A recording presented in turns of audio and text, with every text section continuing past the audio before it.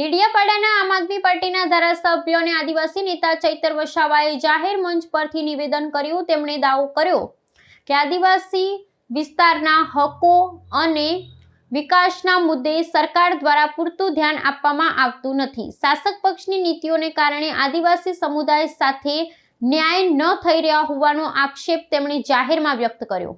તો green corridor આ અભયારણ્ય વિસ્તારમાં સરકારને લાવવા માટે શું જરૂર પડી?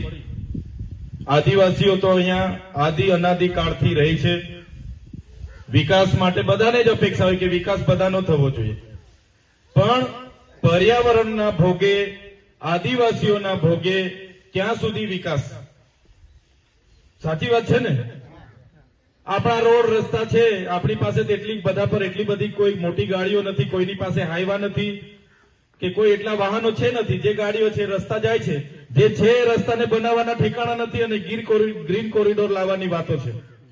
અગાઉ પણ અમે આ ગ્રીન કોરિડોર માટે જ્યારે ગ્રામ સભાની સહમતિ લેવા માટે ખાસ ગ્રામ સભાઓ બોલાવવામાં આવી, સાંભળજો મિત્રો, ગ્રામ સભાનો ઠરાવ કેમ જરૂરી છે?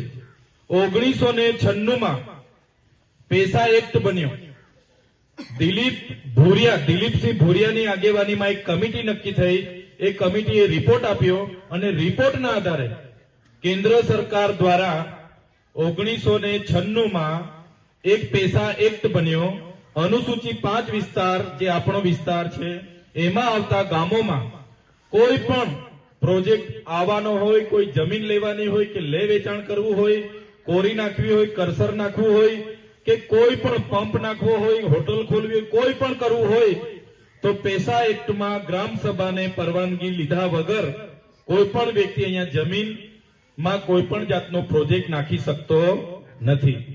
આજે પેસા એક્ટ આપણે ત્યાં લાગુ છે એટલા માટે આ લોકો ગ્રામ સભામાં ઠરાવો લેવા માટે આવે છે, બાકી આ લોકો તમને ને અમને કોઈ દિવસે પૂછવા ના આવે, બારોબાર પ્રોજેક્ટ લાવીને મૂકી દે। તો આ પેસા એક્ટનો પાવર છે।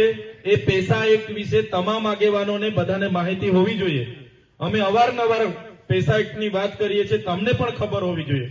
આજે આ ગ્રીન કોરિડોરનો અગાઉ પણ અમે આપણા વિસ્તારના સરપંચોએ નામંજૂર, અમને આ ગ્રીન કોરિડોર મંજૂર નથી એ પ્રકારની તમામ ગ્રામ સભાઓના આપણે 2 વાર ઠરાવો આપ્યા છે, છતાં ત્રીજી વાર સરકાર દ્વારા ફરી ખાસ ગ્રામ સભાઓ હમણાં 16 તારીખ, 17 તારીખ અને 18 તારીખે બોલાવવામાં આવી અને ફરી ગ્રામ સભાઓમાં કહેવામાં આવ્યું